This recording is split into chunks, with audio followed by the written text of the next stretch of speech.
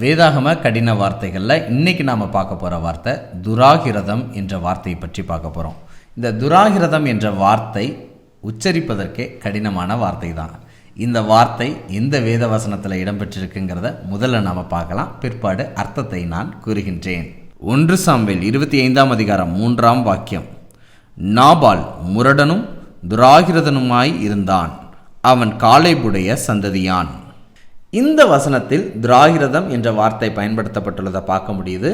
இதற்கான இணையான ஆங்கில வார்த்தை ஈவில் என்றும் ப்ரவுட் என்றும், இன்னும் தமிழிலிருந்து ஆங்கில அகராதியில் மிஸ்கண்டக்ட் என்றும் மிஸ்பிஹேவியர் என்றும் பயன்படுத்தப்பட்டுள்ளது. துராகிரதம் என்றால் தீமை, கெட்ட நடத்தை என்று பொருள்படும். துராகிரதனுமாய் இருந்தான் என்றால் தீமை செய்கிறவன், தீயவன், கெட்ட நடத்தை உடையவன் என்ற அர்த்தமுள்ள வார்த்தையாக இது இருக்கிறது. இதிலிருந்து கற்றுக்கொள்ளக்கூடிய ஆவிக்குரிய பாடம் என்னன்னா, நாம் துராகிரதம் பண்ணக்கூடிய துன்மார்க்கனாய் இருப்பதை ஆண்டவர் விரும்பவில்லை, நீதி செய்யக்கூடிய நீதிமானாய் இருக்க விரும்புகின்றார். இந்த வார்த்தையின் அர்த்தத்தை உங்கள் நண்பர்கள் யாரேனும் தெரிந்து கொள்ள விரும்பினால் அவங்ககிட்ட பகிருங்க.